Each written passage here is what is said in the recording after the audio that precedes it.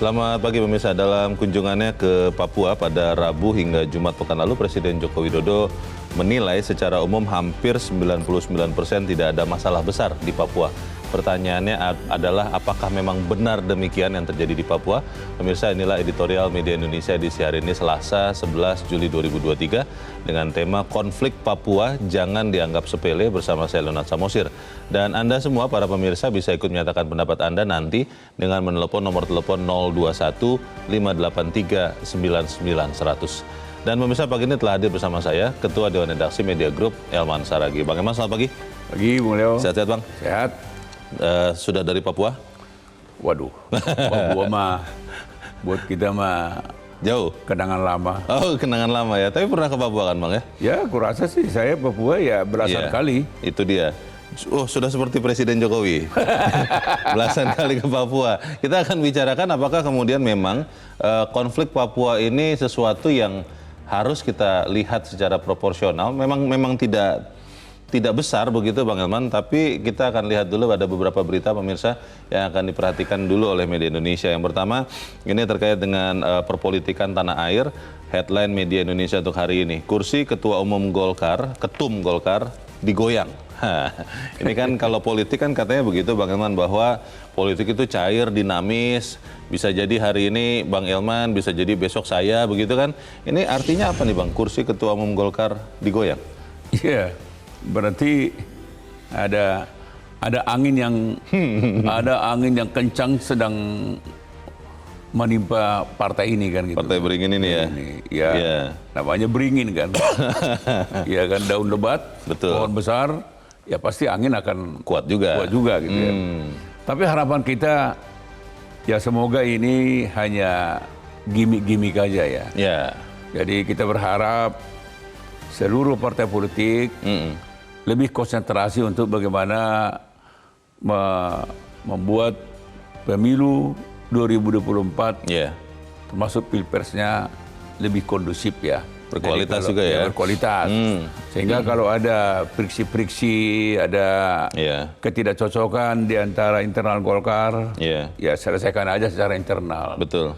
Ya kalau memang mau diganti ya mereka ya silakan aja, itu kan internal mereka ya. Golkar yang putuskan ya. Tapi kan sebagai partai besar rasanya sih aneh juga ya. Persoalan-persoalan seperti ini harus terbuka di depan publik ya. Sayang aja sih. Partai yang sangat berpengalaman, yang selama ini partai yang dikenal sangat berkuasa, dan partai ini kan dalam sejarahnya kan tidak pernah beroposisi loh. Oh iya. Jadi DNA-nya selalu DNA pemerintahan gitu.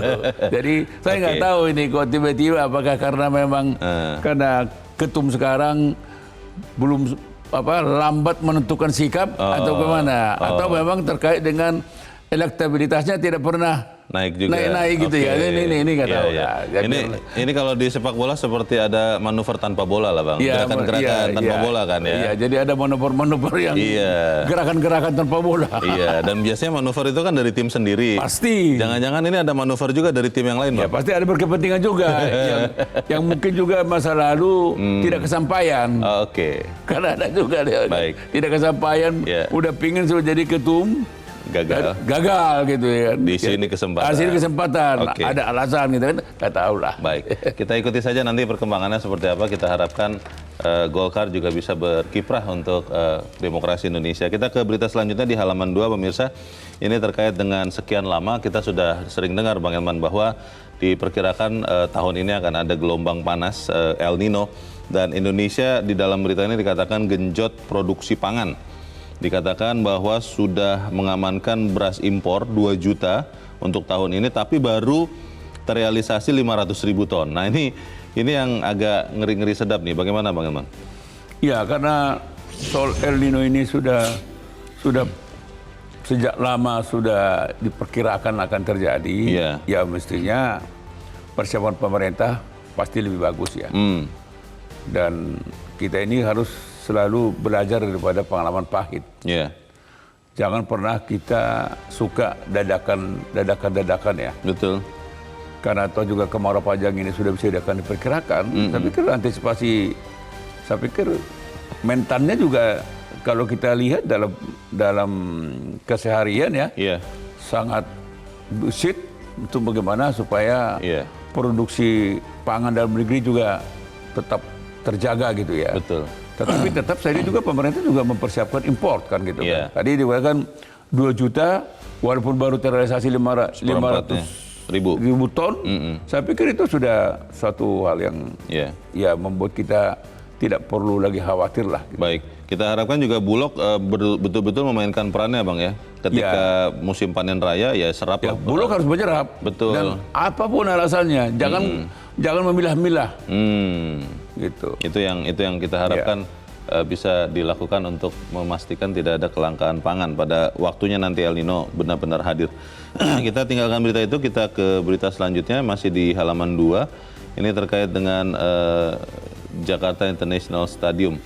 JIS akan disempurnakan sebagai satu kawasan. Maksudnya satu kawasan ini apa nih Bang Amar? Ya tentu ini kan sebagai stadion ya. Tentu dia kan harus juga membangun kawasan yang memang membuat penonton nyaman gitu ya. Jadi ini yang mungkin ini yang salah satu yang belum selesai. Jadi JIS ini sebetulnya kan belum sempurna betul ya. Sehingga memang dari waktu-waktu harus disempurnakan. Nggak ada yang langsung jadi sempurna kan. Iya, Gelora Bung Karno berapa lama itu? Berapa lama kan. Jadi maksud saya semua pihak ya toh, semua yang berkepentingan dalam soal JIS ini ya lebih bagus mereka bekerja secara senyap aja gitu. Dan nggak usah berkoar-koar. Tidak usah berisik. Kalaupun seperti ini akan disempurnakan ya udah, nggak usah banyak. Jadi beritanya nggak usah terlalu rame gitu ya. Yang rame adalah tindakannya. Betul. Segera. Tahu-tahu orang melihat, lapangan parkirnya udah bagus. Wah sudah aksesnya dengan kereta api sudah bagus. Sudah menyambung. Menyambung. Nah gitu. Jadi yang sekarang ini yang rame, yang berisik itu kan menegatifkan gitu kan. Ya kita biasa lah. Orang kita ini kan sorry itu, kalau ada apa. Itu semua salah ini Bang, kamera Bang. Karena ada kamera kemudian jadi macam-macam. Memang yang sulit kita bayangkan. Orang berbicara tentang yang dia tidak pahami. Itu dia. Dan teriakannya nyaring lagi, kuat lagi. Pakai toa gitu kan. Padahal yang diomong itu omong kosong. Tapi kita tidak usah berkomentar lagi Bang, karena kita kan juga tidak ahli kan. Tidak ahli kita. Di soal stadion, di soal rumput kita tidak ahli. Kita dua juga omdo juga, omong juga. Kita harapkan nanti yang otoritasnya ya yang bergerak ya. Itu baru benar. Baik, kita tinggalkan itu pemirsa dan Bang Elman, kita ke editorial. Editorial pada pagi ini diberi judul Konflik Papua Jangan Dianggap Sepele. Memang ada yang menganggap sepele ini Bang, konflik Papua? Ya, kalau saya menyimak pernyataan Bapak Presiden ketika mengunjungi Papua beberapa waktu yang lalu, terkesan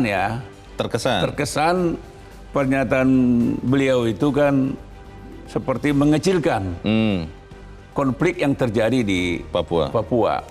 Bahkan beliau mengatakan ya konflik ini sangat kecil. Jadi nggak ada apa-apanya gitu kan. Yes, ini ada angka keluar 99% tidak ada masalah besar. Tidak masalah apa-apa gitu. Tapi jadi ini yang sulit saya pahami gitu ya. Bagaimana bisa kita memahami ketika Presiden mengatakan itu skala kecil, tapi faktanya bertolak belakang.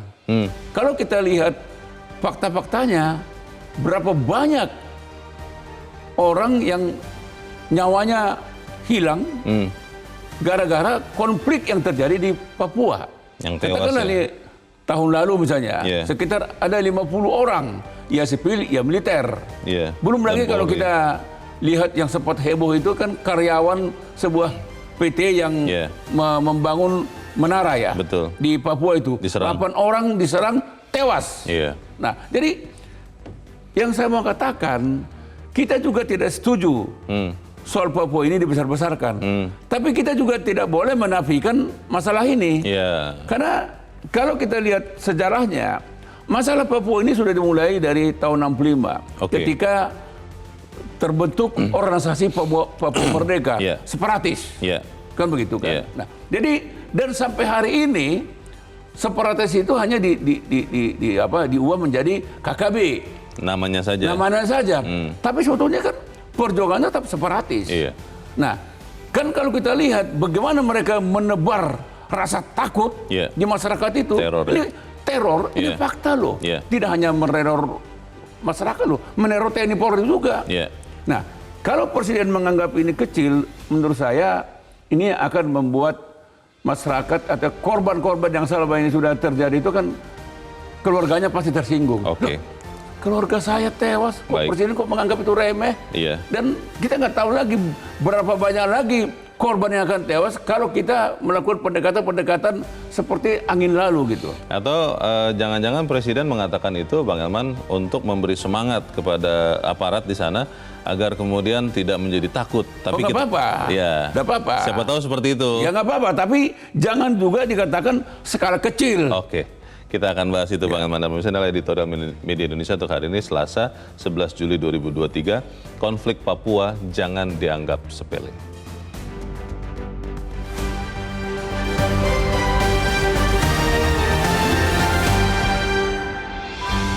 Konflik Papua jangan dianggap sepele. Karena memang secara umum 99% itu nggak ada masalah. Jangan masalah yang kecil dibesar-besarkan.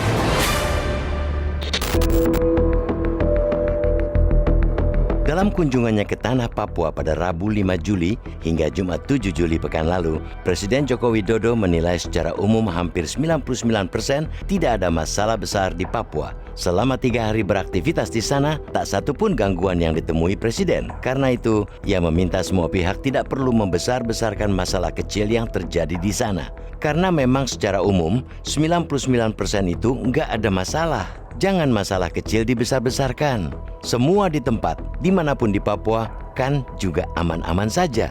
Begitu kata Joko Widodo saat akan mengakhiri lawatannya. Pernyataan Presiden itu bisa jadi lebih ke upaya menenteramkan hati warga Papua ketimbang menyodorkan fakta apa adanya. Atau bisa juga laporan terkini soal Papua belum sampai ke tangan Presiden saat pernyataan itu dikeluarkan. Pasalnya, hingga hari ini, pilot maskapai Susi Air Philip Mertens masih disandra kelompok kriminal bersenjata atau KKB. Pilot berkewarganegaraan Selandia Baru itu disandra sejak Februari 2023 dan kini proses pembebasannya malah berlarut-larut. Baiklah, jika penyanderaan itu diklasifikasikan Presiden sebagai masalah sepele yang tak perlu dibesarkan. Tapi, bagaimana dengan masalah kekerasan bersenjata yang masih berlangsung hingga kini? Dalam catatan imparsial, LSM Pemerhati Hak Asasi Manusia, pada rentang tahun 2021-2022 saja, warga sipil, anggota TNI, dan Polri yang tewas sudah di atas 50 orang akibat konflik dengan kelompok kekerasan bersenjata atau KKB. Belum lagi tahun-tahun sebelumnya, korban kekerasan dan pelanggaran HAM banyak terjadi di Papua.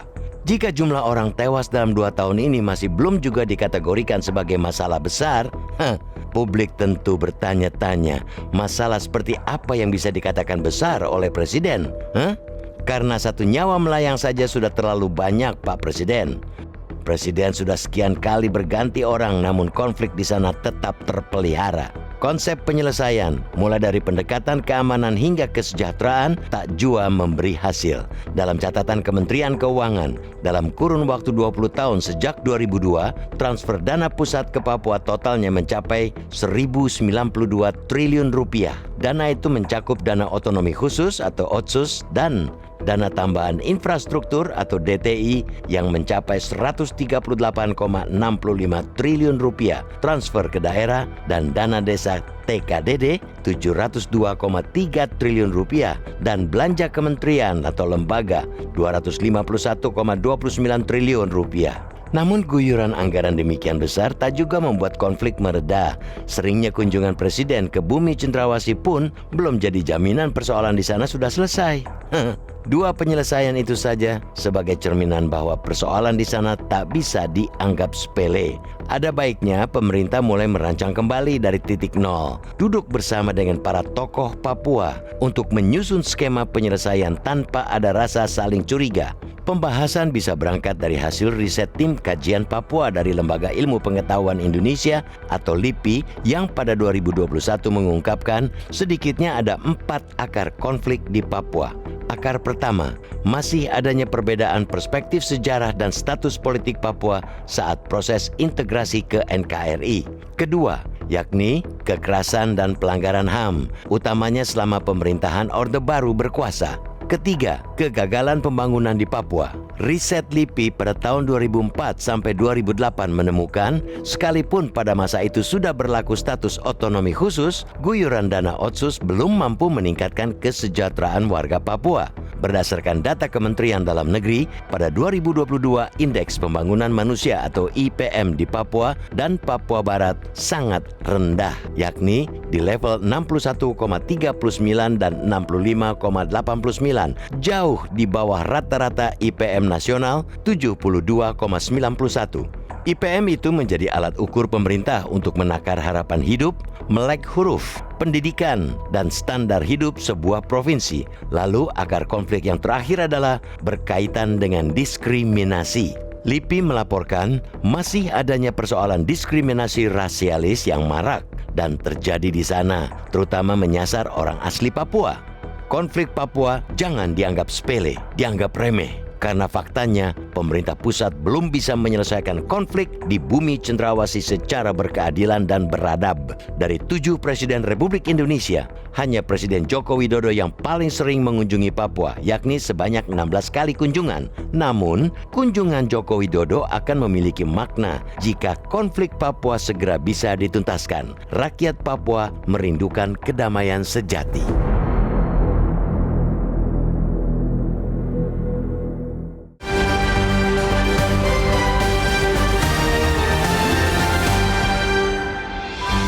Di bagian berikut Anda bisa ikut menyatakan pendapat Anda terkait editorial pagi ini. Pemirsa, untuk saat ini tetaplah bersama kami.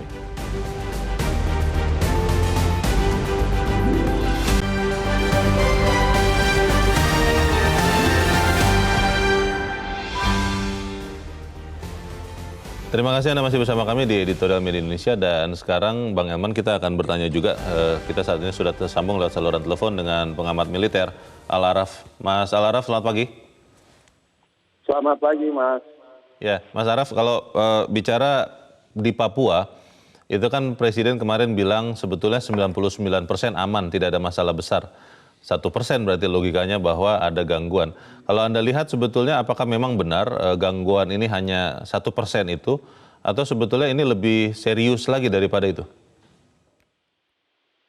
Saya rasa saya kurang memahami dan mengerti pandangan Presiden tentang konflik Papua. Bahkan pandangan yang menyebutkan konflik Papua masalah kecil itu sesuatu yang memprihatinkan. Karena itu jauh dari realitas yang terjadi. Okay. Apa yang terjadi di Papua, realitasnya konflik terjadi terus. Dan cara orang sering bilang konfliknya tidak menentu kondisinya. Dan fakta yang terjadi, apa yang terjadi konflik Papua adalah mengakibatkan jatuhnya korban jiwa sampai sekarang, baik warga sipil, anggota TNI, juga anggota Polri, menyisakan persoalan pengungsi, Mas.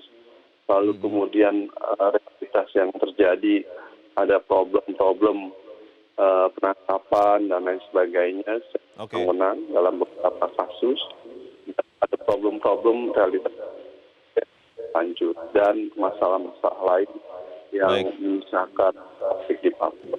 Mas Araf, kalau bicara soal kelompok kriminal bersenjatanya, KKB, itu sebetulnya kalau hitung-hitungan militer, bisa diselesaikan dengan misalnya katakanlah dengan satu operasi yang memang terarah, terukur, lalu benar-benar bisa dibasmi begitu KKB-nya, atau memang begitu sulit karena disebut-sebut KKB ini menyatu dengan masyarakat sipil yang tidak melakukan kekerasan. Bagaimana, Mas? Papua pernah berada dalam situasi daerah operasi militer DOM pada masa Orde Baru, Mas. Konflik tidak selesai justru mengakibatkan luka dan menimbulkan memori pasionis yang dalam buat masyarakat Papua. Sampai sekarang pun operasi militer masih berlangsung dalam batas-batas tertentu di Papua. Dan realitasnya anggota TNI, anggota Polri, dan warga sipil justru menjadi korban dari operasi tersebut.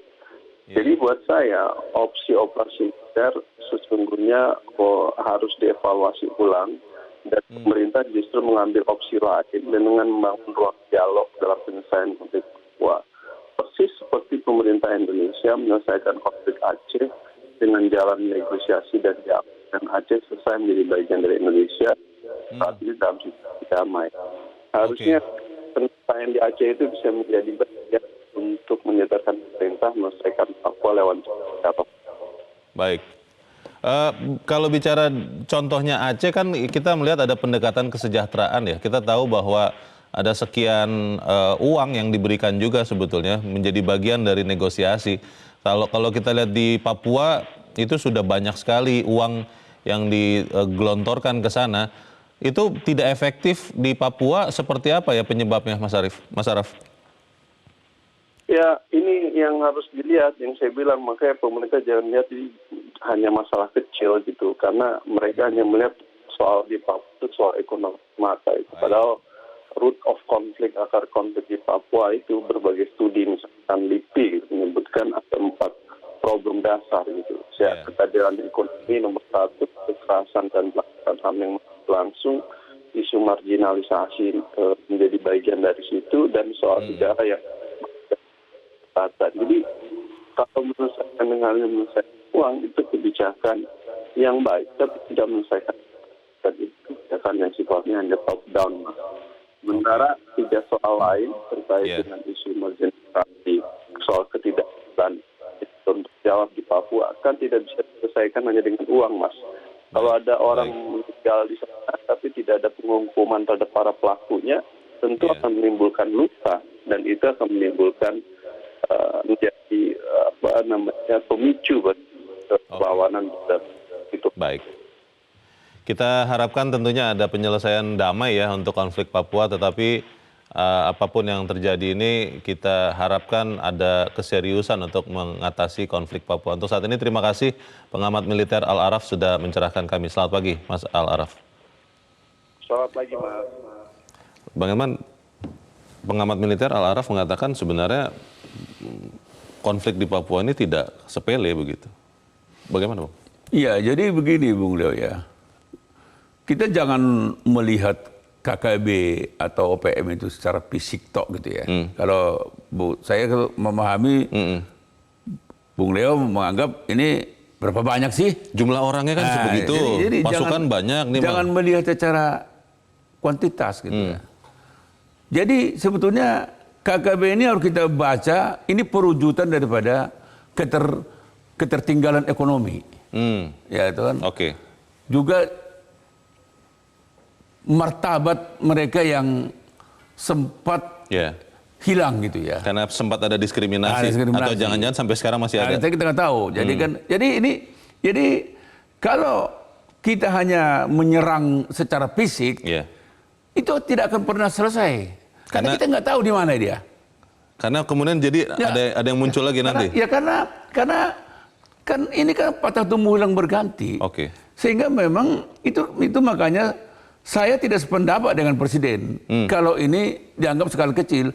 Justru masalah Papua ini masalah yang besar yang tidak pernah disentuh. Jadi ini hanya menyentuh kulit luarnya aja. Kalau demam itu hanya diturunkan demamnya, kalau penyebab demamnya tidak diselesaikan. Kalau zaman dulu Naspro, sekarang kasih Panadol. Jadi hanya menghilangkan sekejap saja, tapi tidak membunuh penyakitnya. Gejalanya saja ya. Jadi katakanlah misalnya sekarang kan pemerintah gelontorkan uang.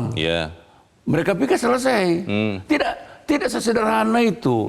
Makanya saya berharap Papua ini harus ditangani secara komprehensif, pelan-pelan, dengan tenang. Jangan juga dengan emosi. Jangan pikir Papua itu juga aduh Papua mah gampang dah katanya kan, kasih uang. Tidak begitu penyelesaian Papua itu. Karena ada anggapan ya, seperti yang pernah kita sampaikan. Rata-rata, ini mudah-mudahan saya salah, setiap pejabat dari Jakarta yang bertugas di Papua, pulangnya kaya. Ada ini mohon maaf, saya tidak bermaksud menyinggung TNI atau Polri ya. Katanya berangkat pakai M16, pulangnya bawa 16M gitu. Jadi ini kan mohon maaf, saya tidak bermaksud menyinggung siapapun, tapi ini kan kiasan kan. Tapi itu dibicarakan masyarakat.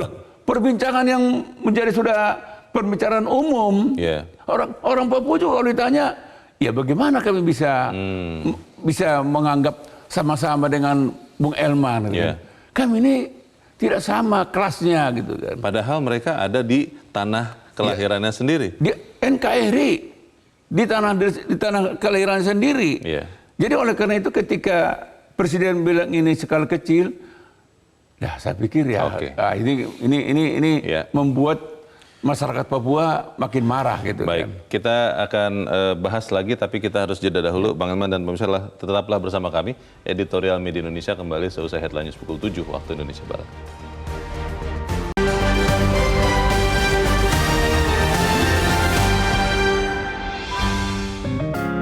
Media Indonesia mengajak Anda untuk mengakses fitur premium e-paper.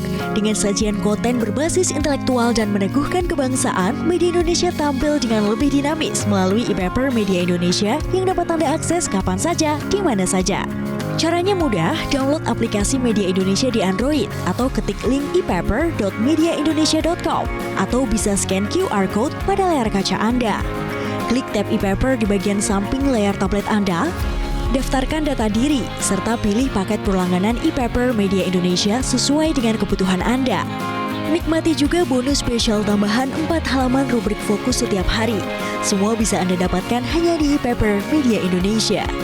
Untuk informasi lebih lanjut, hubungi customer service di nomor 0811 1201 2018 atau kunjungi media sosial @mediaindonesia. Media Indonesia, referensi bangsa. Terima kasih pemirsa, Anda masih bersama kami di Editorial Media Indonesia, dan kita sekarang akan mendengarkan juga bagaimana dari pemirsa Metro TV, bagaimana mereka melihat masalah Papua ini. Saat ini kita sudah terhubung dengan pemirsa Metro TV di Ambon, Maluku. Ada Pak Poli. Pak Poli, selamat pagi.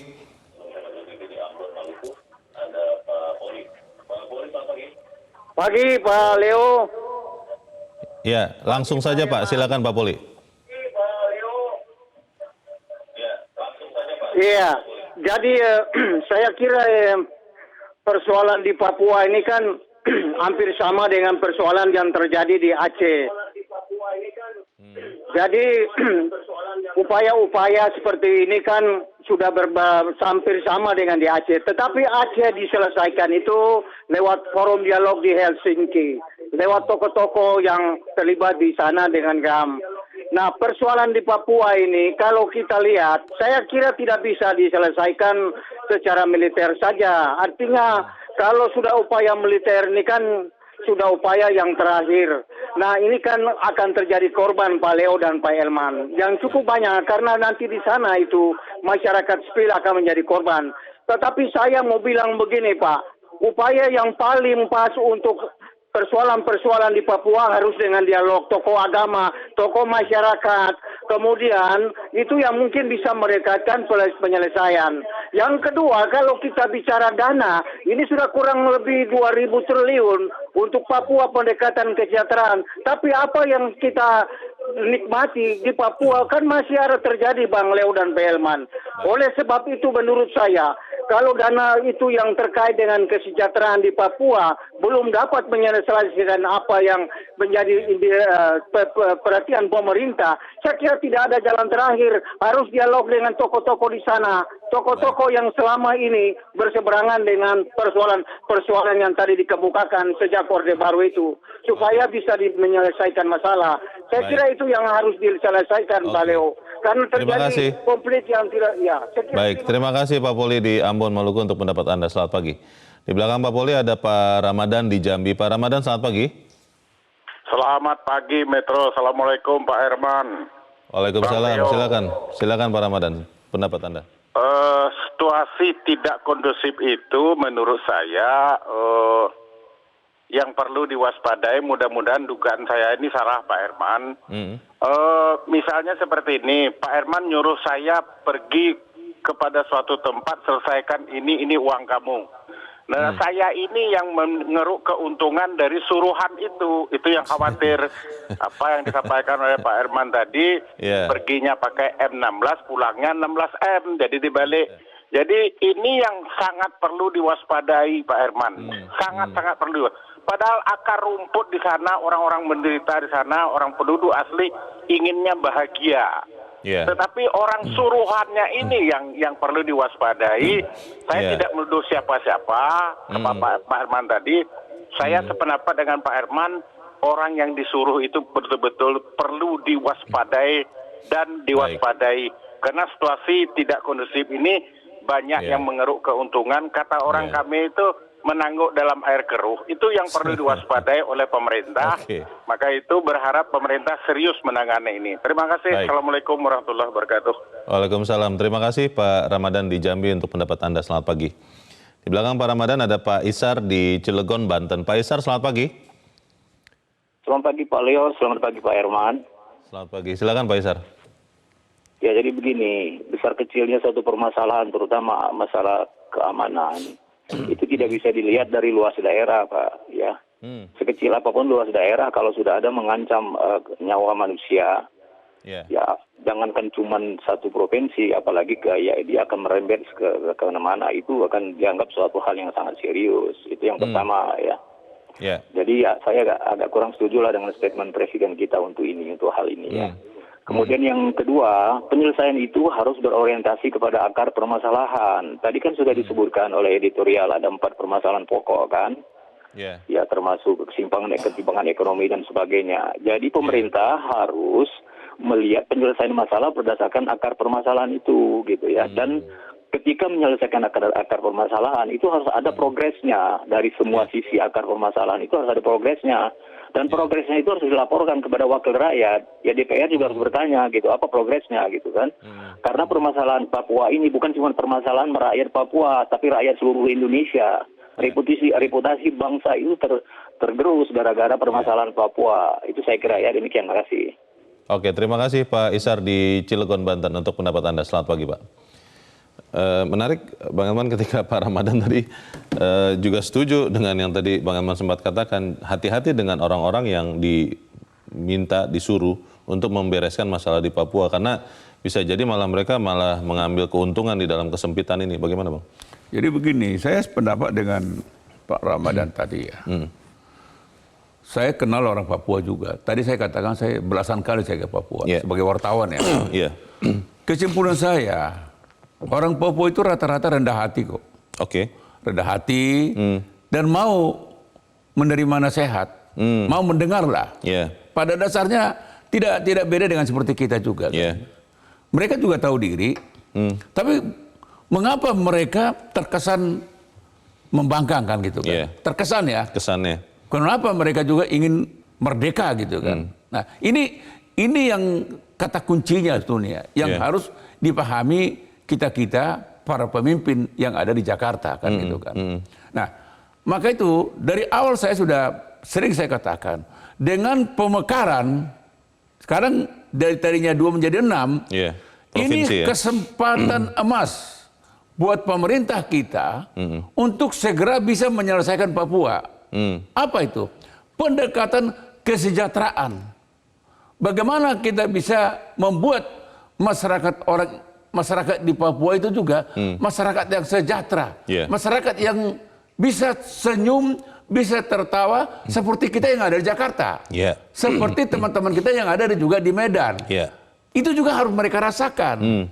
Mereka harus bisa bahagia, bisa menikmati, punya masa depan yang bagus. Tidak hanya bertempur. Nah, itulah sebabnya saya tidak sependapat dengan Presiden kalau dianggap skala kecil. Justru persoalan Papua itu persoalan yang sangat maha dahsyat. Oleh karena itu penyelesaiannya juga harus dengan maha dahsyat juga.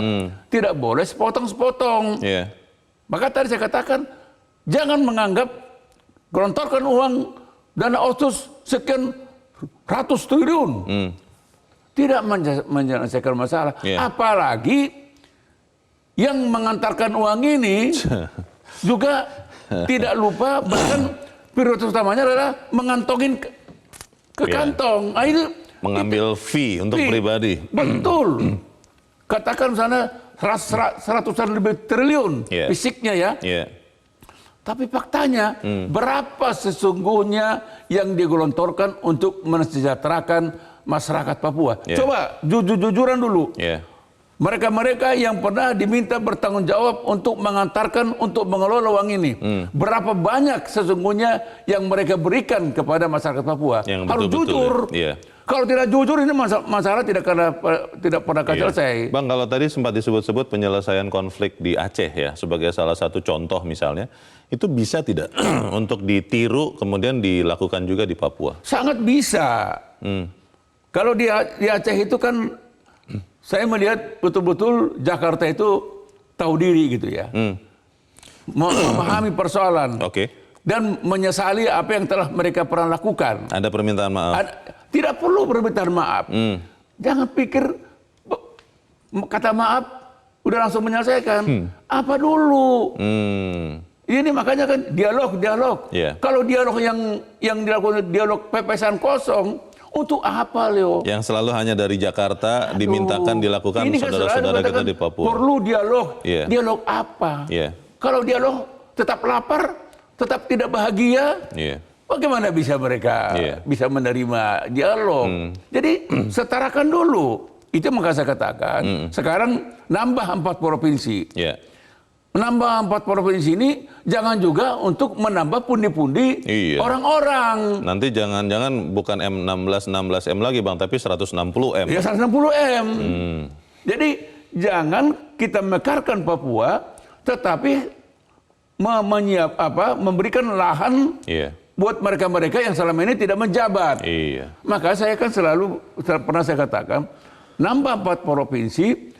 Apalagi kalau ditambah lagi 2 Kodam, tambah lagi 4 Polda, mereka menyatu untuk apa? Bagaimana membahagiakan masyarakat, teman kita di Papua. Itu penting. Pertanyaan besarnya Bang, kalau kemudian pemimpin, pucuk pimpinan tertinggi, berpikir seperti yang kita bahas ini, apakah kemudian kita bisa berharap ada perubahan sebaliknya? Karena kan kalau nomor 1 begitu, yang lain-lain pasti tidak akan mau berbalik badan atau berbeda dengan dirinya. Kita bahas di bagian berikut, pemirsa tetap bersama kami. Editorial Media Indonesia segera kembali.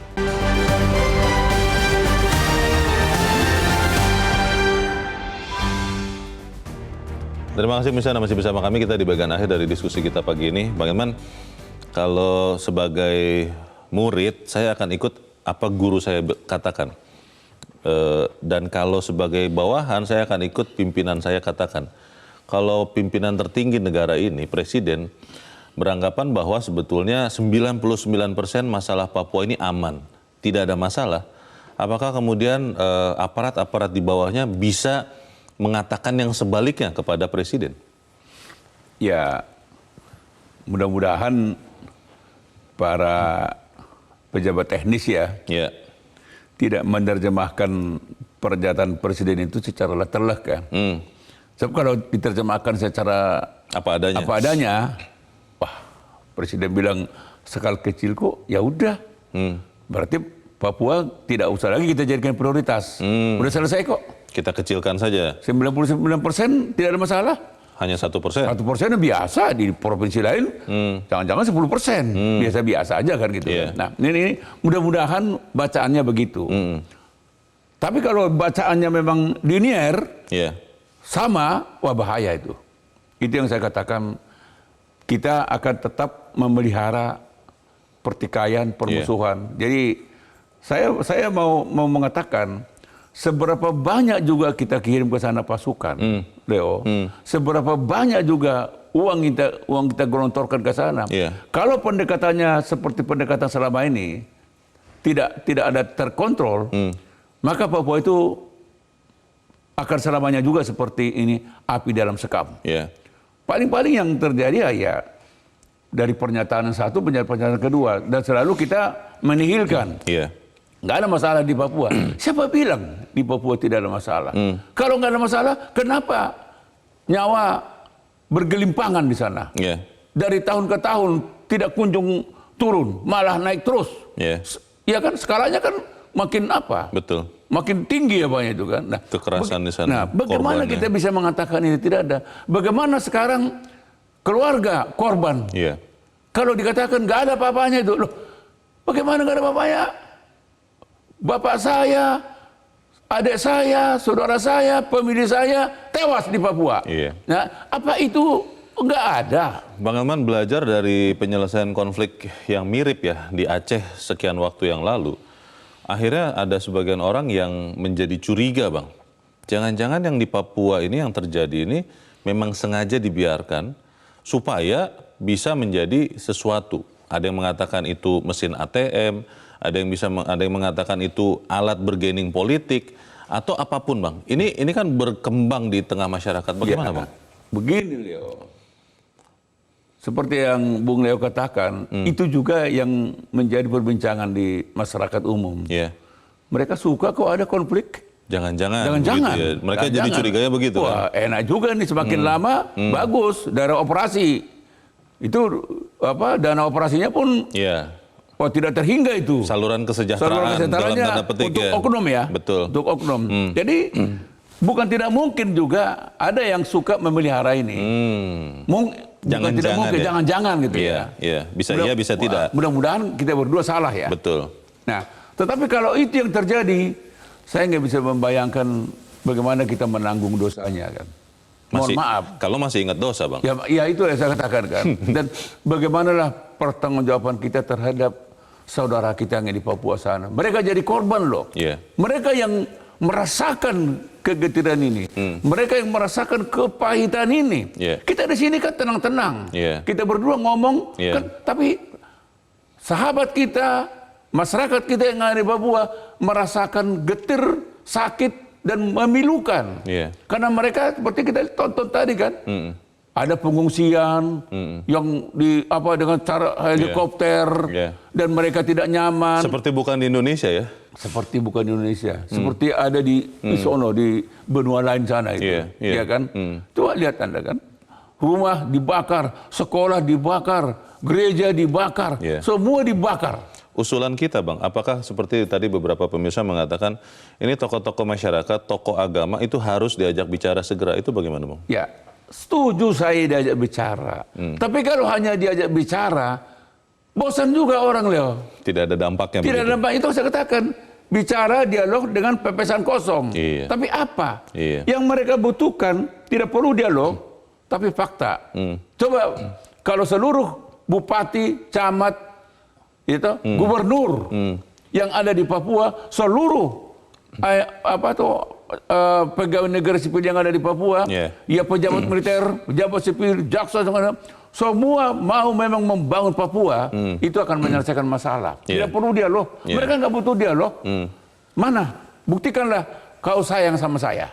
Buktikanlah bahwa saya ini juga NKRI. Buktikan kita sama-sama pemilik saham di Republik ini. Itu yang kita dilakukan oleh Jakarta ini. Jadi yang kita bicarakan, kita lakukan ini, Bang, sebenarnya membicarakan yang konflik Papua secara proporsional, atau jangan-jangan termasuk membesar-besarkan masalah ini, Bang? Kita ini kan tidak pernah membesar-besarkan masalah. Kita hanya mengatakan, Bapak Presiden, ini loh masalahnya. Kita juga setuju. Tidak boleh dibesar-besarkan. Tapi ketika faktanya begitu, ya kita harus jujur mengatakan begini loh. Jangan juga dikecil-kecilkan. Jangan juga dikecilkan. Jangan menihilkan persoalan yang ada di Papua. Persoalan di Papua betul-betul ada. Yang dibutuhkan sekarang bagaimana mengatasinya. Jadi masyarakat Papua jujur aja, mau berapa kali juga Presiden Jokowi ke sana, mereka tidak terlalu memerlukan itu. Mau 10 kali, 20 kali, toh kalau tidak menyelesaikan masalah untuk apa? Presiden tidak perlu, nggak usah datang ke Papua, tapi masyarakat Papua bahagia. Masalah mereka terselesaikan. Itu jauh lebih penting daripada kedatangan Presiden ke Papua. Baik. sebagaimana katanya kalau kita mau sembuh kita harus akui dulu bahwa kita sakit. Itu yang kita harapkan juga kita lakukan di Papua ya Bang ya. Kita harapkan konflik Papua bisa segera selesai dengan damai tentunya. Bang Elman Saragih, terima kasih sudah hadir di tempat ini. Selamat pagi Bang. Pemirsa, konflik Papua jangan dianggap sepele dan jangan dianggap remeh karena faktanya pemerintah belum bisa menyelesaikan konflik di bumi cendrawasih secara berkeadilan dan beradab. Dari 7 Presiden Republik Indonesia, hanya Presiden Joko Widodo yang paling sering mengunjungi Papua. Namun ternyata kunjungan Presiden akan memiliki makna kalau konflik Papua segera bisa dituntaskan. Rakyat Papua dan kita semua tentunya merindukan kedamaian sejati. Saya Leonard Samosi berterima kasih Anda sudah menyimak editorial Media Indonesia 1 pagi ini. Terus jaga kesehatan Anda, terus jaga nurani Anda. Selamat pagi, sampai jumpa.